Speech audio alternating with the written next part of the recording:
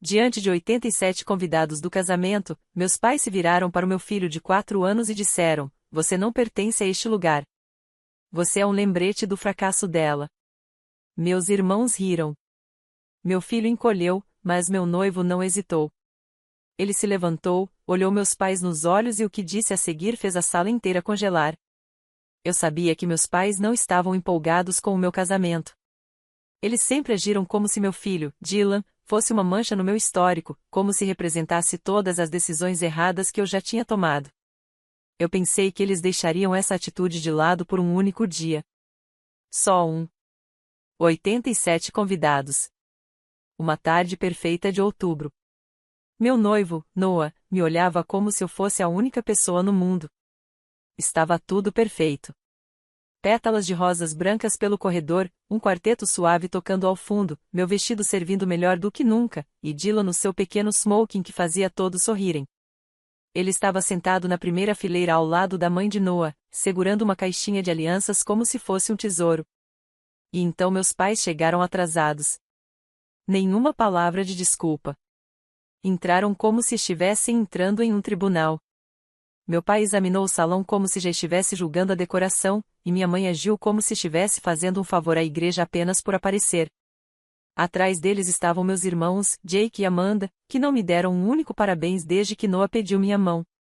Eles se sentaram na segunda fileira, não ao lado dos pais de Noah, mas um pouco atrás e afastados, como se não quisessem ser associados. Eu vi os olhares.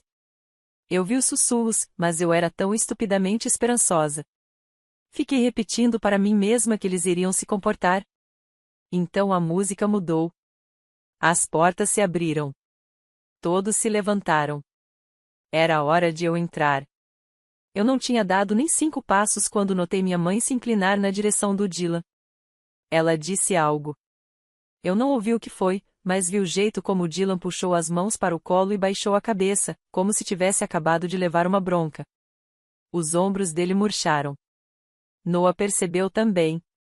Trocamos olhares por um segundo. Ele já não sorria como antes. Algo tinha mudado. Continuei andando, sentindo como se minhas pernas fossem feitas de pedra. Quando cheguei ao altar, Dylan ainda estava encolhido, olhando para o chão. A mãe de Noah fazia carinho nas costas dele, sussurrando algo com delicadeza. Os votos começaram, mas Noah não conseguia se concentrar. Eu via isso. Ele olhava para Dylan, depois para os meus pais, depois de volta para o celebrante, até que, bem no meio das palavras dele, Noah interrompeu. Você não fala com o meu filho desse jeito. A sala ficou completamente imóvel. O celebrante congelou. Ouvi alguém no fundo sussurrar: "O que acabou de acontecer?" E eu não consegui me mover. A voz do meu pai veio em seguida. Ele não é seu filho. Ele é um lembrete do fracasso dela. Foi nesse momento que o clima da sala mudou. Meu estômago se revirou. Jake riu pelo nariz, como se estivesse assistindo a um programa de comédia. Amanda deu um sorrisinho de canto e desviou o olhar. E Dylan continuou ali, de olhos arregalados, sem dizer uma única palavra. Eu não sabia o que fazer. Eu nem sabia como respirar. Mas Noah sabia. Ele se virou completamente para os meus pais. Se ele não pertence aqui, então vocês também não pertencem. Saíam. As palavras não ecoaram, mas pareciam ter ecoado. Você quase podia sentir todos na sala se mexendo nas cadeiras. Minha mãe piscou rápido. Meu pai se levantou como se estivesse prestes a dizer mais alguma coisa. Mas antes que meu pai pudesse falar, os pais de Noah também se levantaram. A mãe de Noah caminhou até Dylan e se ajoelhou ao lado dele, sussurrando algo que só ele podia ouvir. O pai de Noah olhou para o meu e disse, alto o suficiente para todos escutarem: "Ele é nosso neto, e temos orgulho dele." E, assim, meus pais foram embora. Jake também saiu. Amanda hesitou, como se quisesse dizer algo desagradável, mas acabou seguindo os dois. Eu ainda nem tinha dito meus votos. Fiquei ali, no meu vestido de noiva, com o véu quase caindo, tentando não chorar. Mas Dylan caminhou até mim, segurou minha mão e olhou para Noah. Eu ainda posso ser o cara das alianças, né? Noah assentiu e sorriu. Sempre. Então, nós nos casamos. A cerimônia terminou. As pessoas aplaudiram. Algumas choraram, mas a verdadeira tempestade só estava começando. Depois da cerimônia, ninguém mencionou o que tinha acontecido. Nem a fileira vazia onde meus pais e irmãos deveriam estar. Nem o fato de eles terem saído antes mesmo dos votos acabarem. Os convidados continuaram bebendo champanhe e elogiando as flores. Alguns tentavam com força demais preencher o silêncio com conversas animadas, enquanto outros olhavam para mim e desviavam rapidamente. Acho que todos estavam tentando decidir se fingiam que nada tinha acontecido ou se admitiam que tinham acabado de presenciar um desastre no momento mais importante da minha vida. Sentei-me à mesa principal com Noah, Dylan entre nós. Os pais de Noah estavam ali perto, calmos e firmes, como se tivessem sustentado todo o evento só com a presença. Dylan descansava a cabeça no braço de Noah, mal tocando na comida, mesmo com os pratos especiais que o buffet tinha preparado só para as crianças. Noah se inclinou e perguntou se Dylan queria dançar mais tarde. Dylan fez o menor aceno de cabeça. Ele estava tentando ser corajoso, mas eu sabia exatamente o que passava pela cabeça dele. Ele tinha ouvido as palavras: "Você é um lembrete do fracasso dela." Essa frase não passou despercebida. Ele pode ter 4 anos, mas é esperto. Sempre foi. Eu estava ali, com o vestido de noiva que sonhei por meses, cercada pelas flores que escolhi com tanto cuidado, com a música que eu amava tocando ao fundo, e tudo em que eu conseguia pensar era no fato de que a minha própria família olhou para o meu filho como se ele fosse lixo. Então vieram os discursos. O pai de Noah levantou primeiro. Esperei algo sobre amor ou conselho sobre casamento, talvez uma história engraçada, mas em vez disso ele olhou diretamente para mim e ergueu a taça. A gente não consegue escolher tudo na vida, mas às vezes a vida traz exatamente o que você precisa. Molly, você trouxe força e amor para a nossa família. E Dylan, ele nos trouxe alegria. Ninguém aplaudiu de imediato. Todos estavam chocados. Depois, as pessoas começaram a se levantar e erguer as taças junto com ele. Até o DJ pausou a música. Dylan brilhou por um instante, como se alguém tivesse acendido uma luz dentro dele. A mãe de Noah falou em seguida, com algo ainda mais simples. Ela disse: "Dylan é nosso agora." É isso. Esse é o discurso. Eu chorei. E eu não sou do tipo que chora em público, mas não era tristeza. Não exatamente. Era o desabar depois de segurar tudo por tempo demais. Depois do jantar, do bolo e das danças desajeitadas na hora do buquê, encontrei um canto silencioso perto da lateral da tenda. Eu precisava respirar. O ar estava frio, mas era melhor do que fingir lá dentro. Noah me encontrou 1 minuto depois. Perguntou se eu queria deixar pra lá. Eu perguntei o que ele queria dizer com isso. Ele disse: "Seus pais, o que eles disseram, o que fizeram. Você quer deixar isso pra lá?" Eu não respondi. Eu não sabia. Parte de mim queria simplesmente fechar o livro e seguir em frente. Outra parte queria gritar até que eles entendessem o que tinham feito. Então Noah disse: "Se você quiser deixar pra lá, eu te apoio. Se quiser confrontá-los, eu vou com você. Mas eles não vão machucar ele de novo. Nem você." Eu não sei o que deu em mim, mas respondi: "Vamos." Ainda vestida de noiva. Ele ainda de smoking. Dylan estava dormindo na casa da avó. Todos achavam que a noite tinha terminado, mas Noah e eu entramos no carro e fomos direto para a casa dos meus pais. Assim mesmo. Eu nem tirei os saltos. Não batemos na porta suavemente. Noah não sorriu quando minha mãe abriu. E quando ela viu minha roupa, sua expressão não mostrou culpa, só surpresa. Como se nunca tivesse imaginado que apareceríamos ali, como se acreditasse que tinha escapado impune. Ela estava enganada.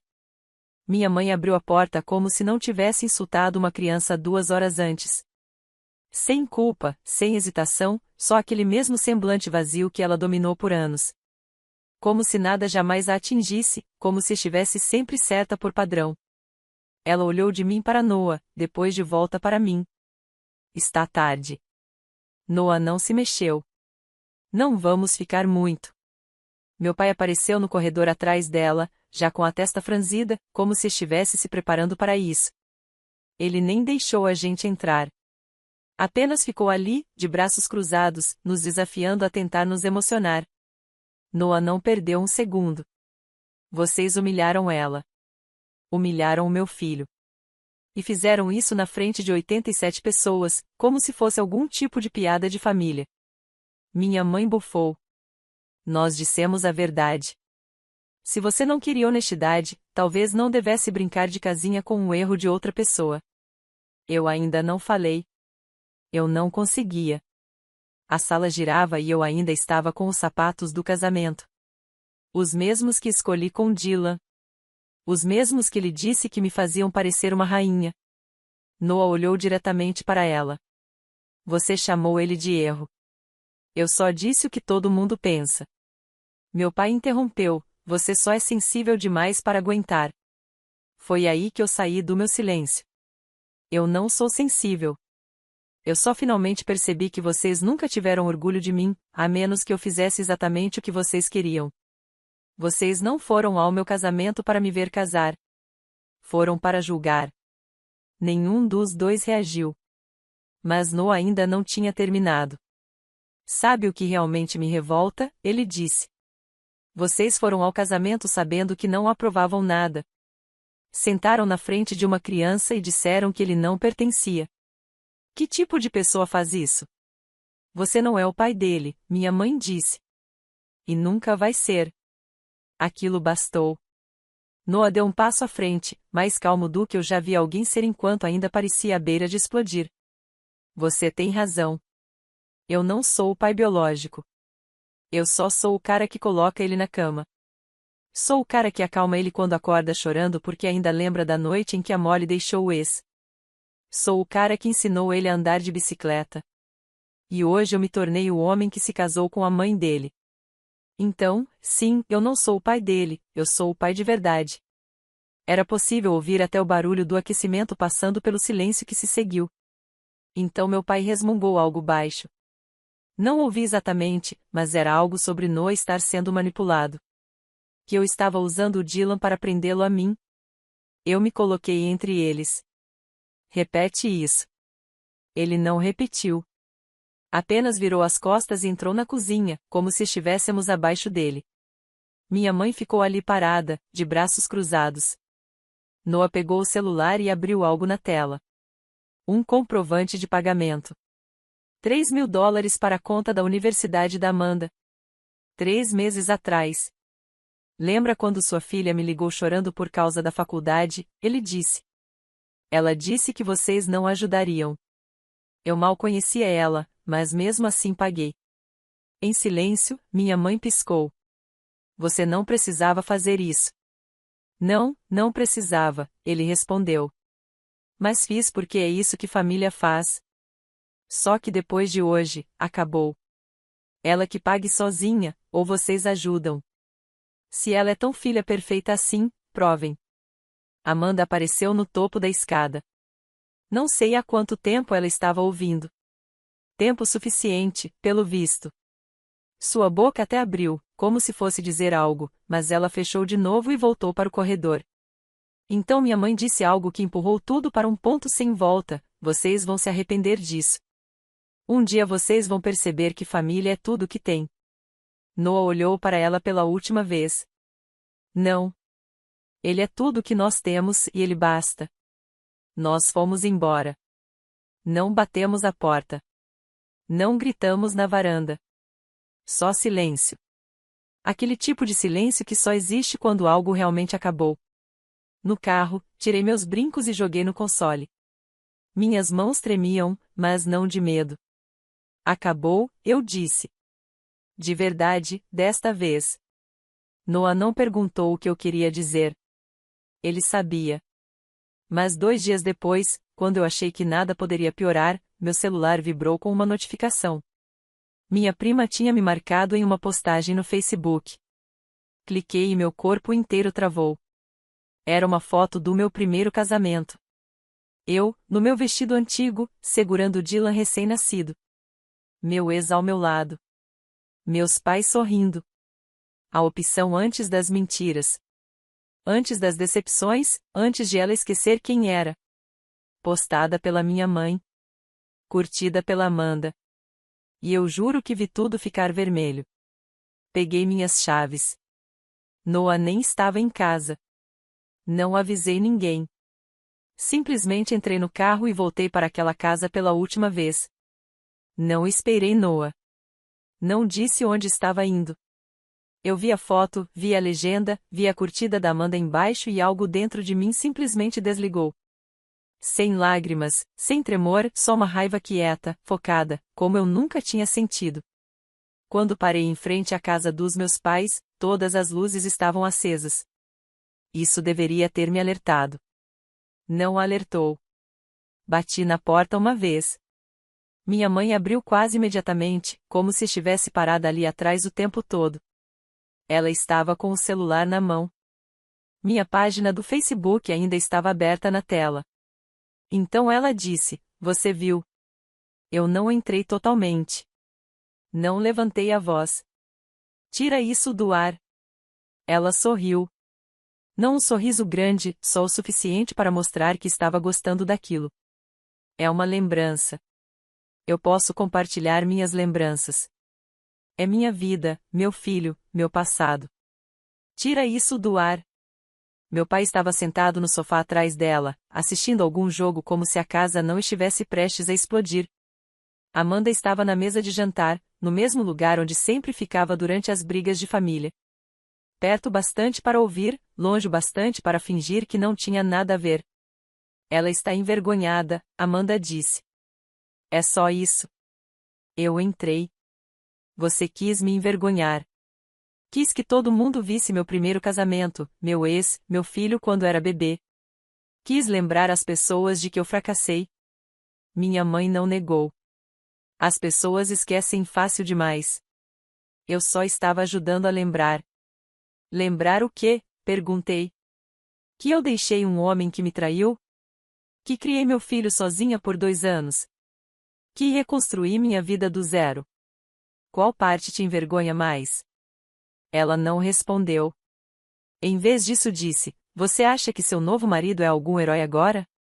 Vamos ver quanto tempo isso dura. Homens não ficam quando as coisas ficam complicadas. Foi aí que percebi que aquilo não era sobre o casamento. Nem sobre o Dylan. Era sobre controle, sobre ela estar perdendo. Tira a postagem. Ela inclinou a cabeça. Me obriga. Então eu dei um passo à frente e peguei o celular da mão dela. Essa foi a parte inesperada. Eu não sei o que ela achava que eu ia fazer. Gritar, chorar, implorar? Eu desbloqueei o celular. Eu sabia o código dela. Não mudava há anos. Encontrei a postagem sozinha e mostrei para meu pai. Ela postou isso depois de insultar meu filho no meu casamento. E você está aí, assistindo TV. Ele olhou para a tela, depois voltou para a TV, não é tão sério assim. Foi quando minha mão se moveu. Eu dei um tapa na minha mãe. Não foi dramático. Não foi alto. Foi rápido, limpo e final. A sala ficou em silêncio de um jeito que parecia antinatural. Minha mãe tocou o rosto devagar. Você acabou de perder sua família. Não, eu disse. Eu perdi a fantasia de que algum dia tive uma. Então apaguei a postagem bem na frente dela. Não pedi, não hesitei.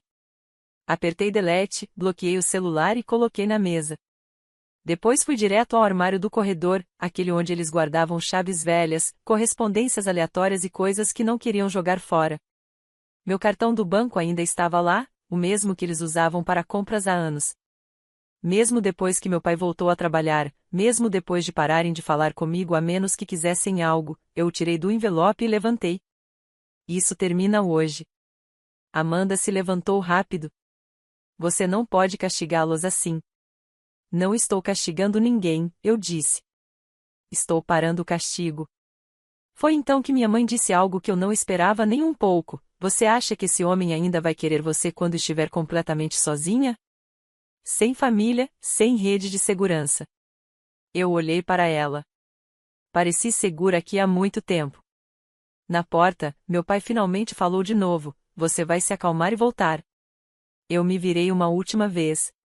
Você disse isso quando eu deixei meu primeiro marido também. Então fui embora. Quando cheguei em casa, Noah já estava acordado. Ele tinha visto a postagem antes de ser apagada. Ele não perguntou o que tinha acontecido. Eu contei mesmo assim sobre o tapa, sobre o cartão, sobre tudo. Ele não me julgou, nem por um segundo. Só disse: então acabou. Achei que ele estava certo.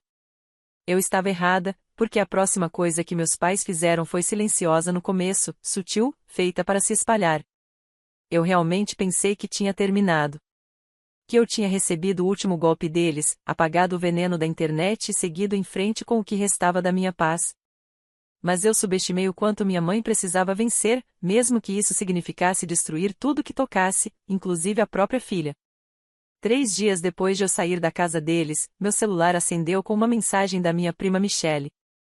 Ela quase nunca se metia em drama de família, então eu quase não abri, mas a primeira linha me gelou por dentro. Achei que você deveria ver o que sua mãe mandou pra gente. Em anexo estava um print, uma mensagem que minha mãe tinha encaminhado para metade da família estendida. Não era só uma indireta passivo-agressiva nem uma cutucada vaga. Era uma campanha difamatória completa. Ela tinha compartilhado uma conversa antiga que eu tive com Amanda no pior ano da minha vida. Na época em que eu tinha acabado de deixar meu ex, quando Dylan mal dormia e eu estava desmoronando. Na mensagem, eu dizia coisas que mal lembrava de ter escrito, que eu me sentia um fracasso, que eu não sabia como ser mãe, que talvez Dylan estivesse melhor sem mim. Minha mãe acrescentou uma legenda: algumas pessoas não mudam. Só escondem melhor. Lembrem-se disso na próxima vez que elogiaram o conto de fadas no dela.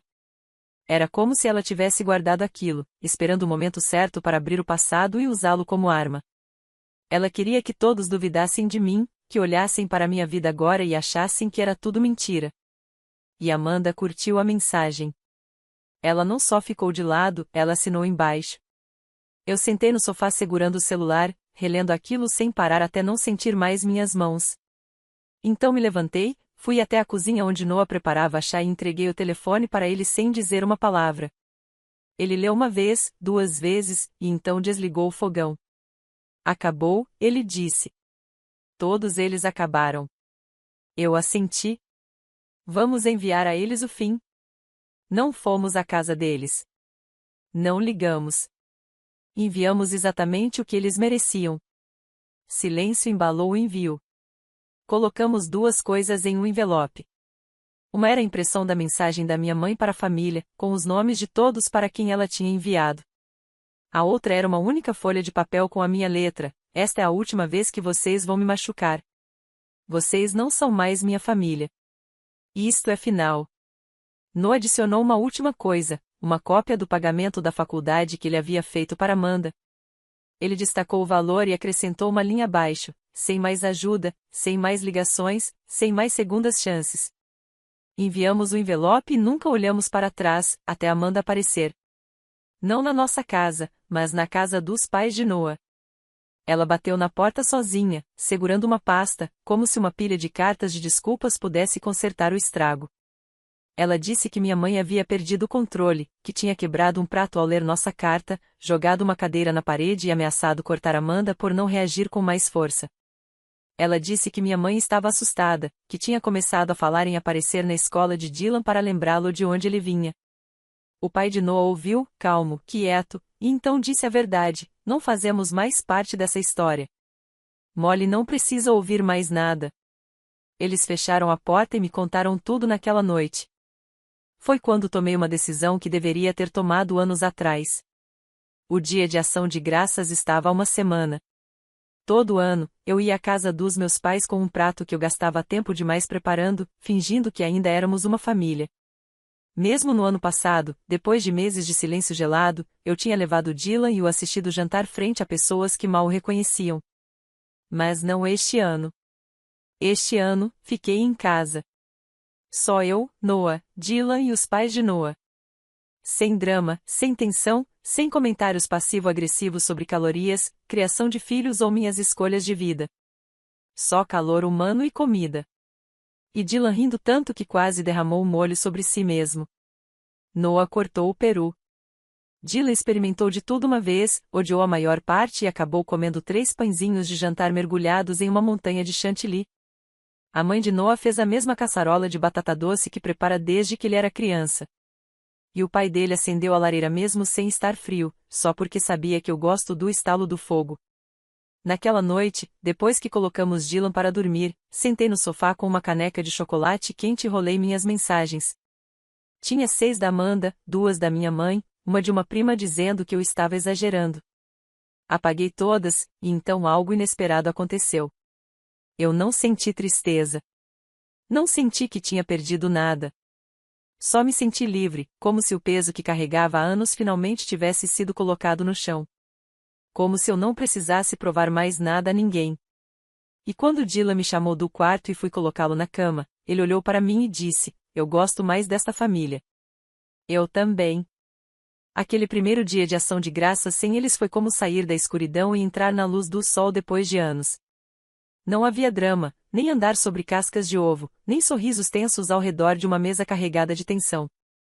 Só Dylan rindo sobre o purê de batatas e Noah provocando o pai sobre ter cozinhado demais o peru. Não falamos sobre o que tinha acontecido. Não precisávamos. Foi a primeira vez na minha vida que saí de um jantar de feriado me sentindo mais leve do que quando cheguei. Pensei que essa paz poderia desaparecer depois das festas, que talvez eu sentisse o peso da culpa ou do arrependimento ou algo pior, mas isso nunca veio. O Natal passou com a mesma alegria silenciosa. Dylan ganhou uma bicicleta verde e um cachecol combinando dos pais de Noah.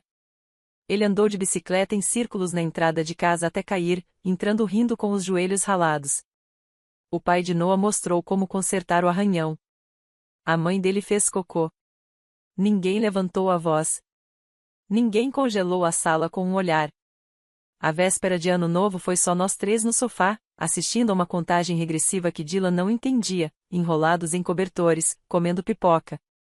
À meia-noite, Noah me beijou e sussurrou: "Este ano, sem danos", e, até agora, ele manteve a promessa. Não ouvi nada dos meus pais por semanas. Então veio uma mensagem aleatória de um número desconhecido. Uma linha: "Você foi longe demais."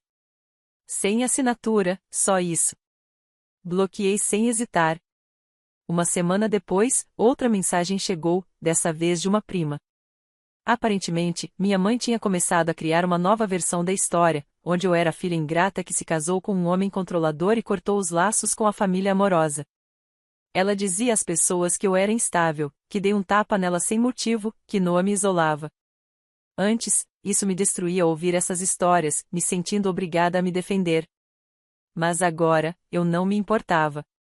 Não ia perder mais um segundo tentando convencer alguém de qualquer coisa. O silêncio entre nós permaneceu. Sem mensagens de aniversário, sem pedidos de desculpas, sem sinais de que sentiam minha falta. E, sinceramente, eu também não sentia falta deles. Eu estava ocupada vivendo. Noah e eu começamos a conversar sobre comprar uma casa em algum lugar com um quintal grande e uma cerca de verdade, onde Dylan pudesse correr à vontade. Os pais de Noah se ofereceram para ajudar com a entrada. Não porque precisassem, mas porque queriam, porque acreditavam em nós. Em uma tarde, Dylan entrou correndo do quintal segurando um dente de leão. Ele me ofereceu e disse: "Faça um pedido." Sorri, me abaixei e sussurrei algo na penugem antes de soprá-la. Ele perguntou o que eu tinha pedido. Eu disse: "Eu já consegui." E de fato tinha. Eu tinha um filho que ria dormindo e acreditava que pedidos funcionavam. Eu tinha um marido que nunca recuou quando as coisas ficavam feias, que nos escolhia, de novo e de novo. Eu tinha sogros que me amavam como se eu fosse deles. E, pela primeira vez na vida, eu não estava implorando para ninguém me amar.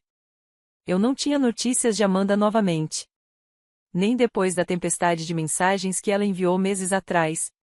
Eu não a bloqueei, mas também não respondi. Era como assistir a um programa que você costumava acompanhar e perceber que não se importava mais com o final. A confirmação final veio na primavera. Eu estava rolando fotos do casamento de uma amiga. Ela postou uma foto em grupo amplo o suficiente para mostrar os convidados conversando ao fundo. De um lado, eu segurando a mão de Dylan, conversando com Noah e a mãe dele. Do outro, meus pais sentados rígidos em suas cadeiras, sozinhos. Ninguém ao redor, parecendo estátuas, ninguém os visitava mais. Não doeu. Não parecia uma perda. Isso confirmou o que eu já sabia: família não é quem te criou. É quem te eleva. É quem fica quando importa. É quem nunca faz seu filho se sentir pequeno. E, pela primeira vez em toda a minha vida, eu não estava tentando conquistar o amor de ninguém.